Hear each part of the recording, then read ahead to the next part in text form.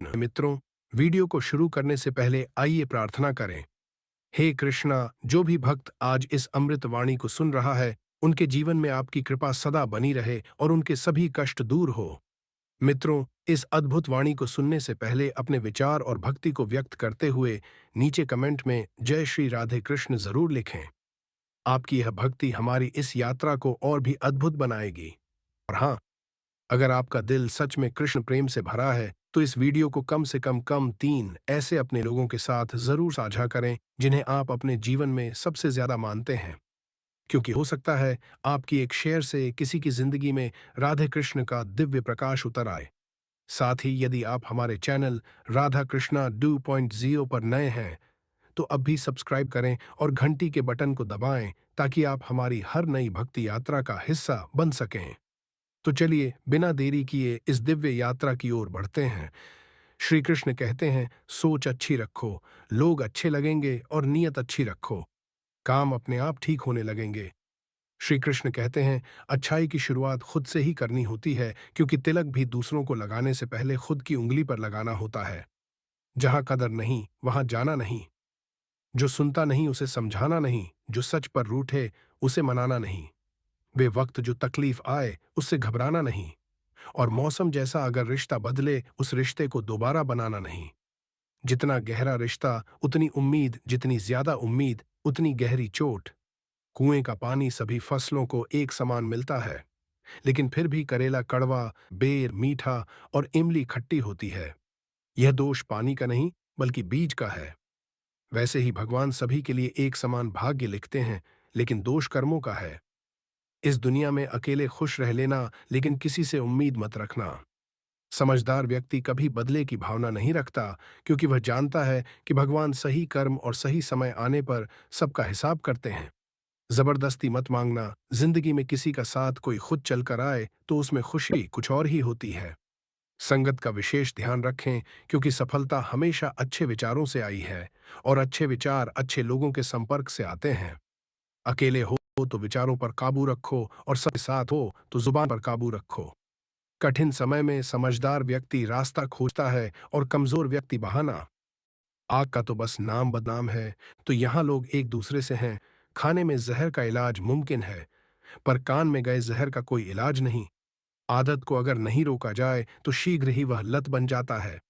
किसी को दुख देना भी एक कर्ज है, जो सूद समेत आपको किसी और के हाथों जरूर मिलेगा। इंसान चेहरा तो साफ रखता है, जिस पर लोगों की नजर होती है, पर दिल कभी साफ नहीं रखता, जिस पर भगवान की नजर होती है। बांटने को अगर कुछ ना हो तो लोगों का दर्द बांटो। भूख रिश्तों को भी लगती है।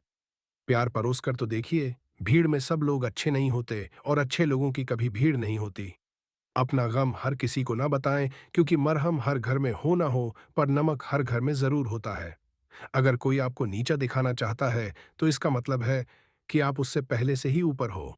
जिंदगी जीने के लिए मिली है, इससे लोग क्या सोचेंगे, यह सोचने में बर्बाद मत करो। किसी के बुरे वक्त में उसका हाथ पकड़ो, सहारा दो, उसे हिम्मत दो, क्योंकि बुरा वक्त थोड़े समय में चला जाएगा, लेकिन वह आपको दुआ जिंदगी भर देता रहेगा। मनुष्य सुबह से शाम तक काम करके उतना नहीं थकता, जितना चिंता और क्रोध के एक क्षण में थक जाता है। संबंध परमात्मा से अच्छे बना लो तो तुम्हें किसी की जरूरत नहीं पड़ेगी। तुम खुद सबकी जरूर बन जाओगे। सलाह देने तो हजारों आते हैं, लेकिन जब साथ देने की बारी आती है तो केवल भगवान आते हैं। जीतने के बाद तो सारी दुनिया गले लगाती है, क्योंकि जो आज आपके खिलाफ है वह कल आपके साथ हो सकते हैं। बिना मतलब के कोई आपकी इज्जत नहीं करेगा, लेकिन खुद को इतना काबिल बना लो कि लोग बिना मतलब के भी आपका इज्जत करें। भगवान कहते हैं, सोने से पहले तुम सबको माफ कर दिया करो, और तुम्हारे जागने से पहले मैं तुम्हें माफ कर दूंगा।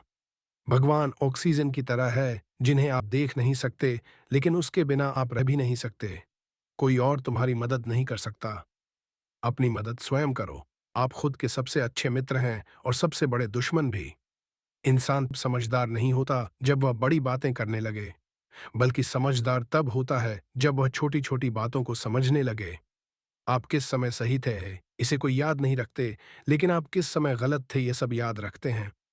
सब दुख दूर होने के बाद ही मन प्रसन्न होगा, ये आपका भ्रम है। मन प्रसन्न रखो, सब दुख दूर हो जाएंगे। यही हकीकत है।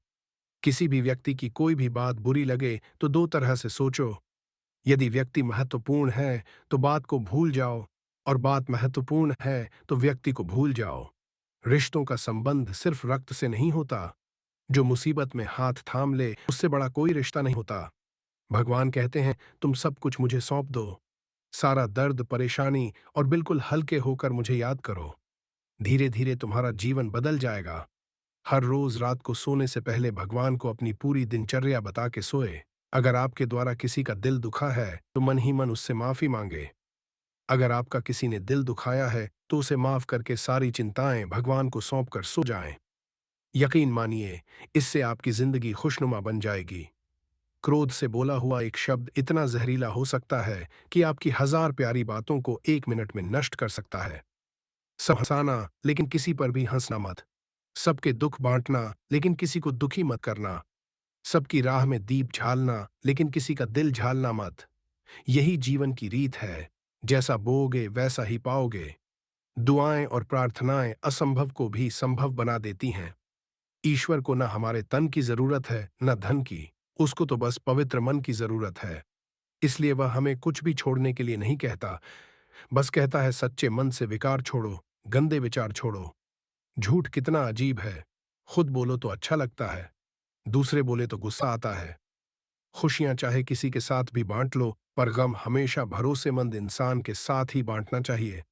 जीवन में समय चाहे जैसा हो, परिवार के साथ रहो तो सुख बढ़ जाता है और दुख हो तो बढ़ जाता है। सच्चा मित्र वही है जो उस समय में भी आपके साथ खड़ा हो जब सारी दुनिया आपके खिलाफ हो। आपके पास जितना भी है उसके लिए बार बार दिल से धन्यवाद कहें। हर वक्त कहें, यकीन मानिए जितना भी है वह जल्दी कई गुना हो जाएगा। प्रार्थनाएं और ध्यान इंसान के लिए बहुत जरूरी है, क्योंकि प्रार्थना में भगवान आपकी बात सुनते हैं और ध्यान में आप भगवान की बात सुनते हैं। श्री कृष्ण से कितना कुछ छूटा। पहले मां छुट्टी, फिर पिता छूटे, फिर जो नंद किशोर मिले वह भी छूटे। संग साथी छूटे, राधा भी छूटी। गोकुल छूटा, फिर मथुरा छूटा। श्री कृष्ण से जीवन भर कुछ न कुछ छूटता ही रहा। नहीं छूटा तो वह था देवत्व, मुस्कान और सकारात्मकता। श्री कृष्ण दुखी उत्सव के प्रतीक हैं। सबको छूटने पर भी कैसे खुश रहा जा सकता है, यह श्री कृष्ण से अच्छा कोई नहीं सिखा सकता। इसलिए हमेशा खुश रहें। भगवान श्री कृष्ण के उपदेशों का वर्णन है। भगवान श्री कृष्ण ने अर्जुन के माध्यम से संसार को गीता का उपदेश दिया था। कृष्ण ने अर्जुन को गीता का पाठ तब पढ़ाया था जब उनके कदम महाभारत युद्ध की युद्ध भूमि में डगमगाने लगे थे। श्री कृष्ण के उपदेशों को सुनकर अर्जुन अपने लक्ष्य को पूरा करने की ओर अग्रसर हुए। कहा जाता है कि गीता में जीवन की हर एक परेशानी का हल मिल जाता है। गीता में कही गई श्री कृष्ण की बातें आज भी जीवन में आगे बढ़ते रहने की प्रेरणा देती हैं। ऐसे में किसी भी परेशानी का हल पाने और जीवन में सफलता पाने के लिए गीता की कुछ बातों का ध्यान रखना चाहिए। माना जाता है कि जो भी व्यक्ति गीता की इन 5 बातों का जीवन में अनुसरण कर लेता है वह हर काम में जरूर विजय हासिल कर लेता है। ये रहे गीता के अनमोल उपदेश, देश, जो जीवन को नई राह दिखाते हैं। चाणक्य नीति फॉर सक्सेस। जीवन में होना चाहते हैं सफल तो याद रखें चाणक्य की ये बातें, कभी नहीं होंगे असफल। फल की इच्छा छोड़ कर्म पर ध्यान देना चाहिए। गीता में श्री कृष्ण ने कहा है कि मनुष्य को फल की इच्छा छोड़ दहकर कर्म पर ध्यान देना चाहिए। मनुष्य जैसा कर्म करता है उसे फल भी उसी के अनुरूप मिलता है। इसलिए व्यक्ति को अच्छे कर्म करते रहना चाहिए। श्री कृष्ण के अनुसार व्यक्ति को खुद से बेहतर कोई नहीं जान सकता, इसलिए स्वयं का आकलन करना बेहद जरूरी है। गीता में कहा गया है कि जो व्यक्ति अपने गुणों और कमियों को जान लेता है वह अपने व्यक्तित्व का निर्माण करके हर काम में सफलता प्राप्त कर सकता है। हमारा मन ही हमारे दुखों का कारण होता है। ऐसे में श्री कृष्ण ने गीता में कहा है कि जिस व्यक्ति ने अपने मन पर काबू पा लिया वह मन में पैदा होने वाली बेकार की चिंताओं और इच्छाओं से भी दूर रहता है।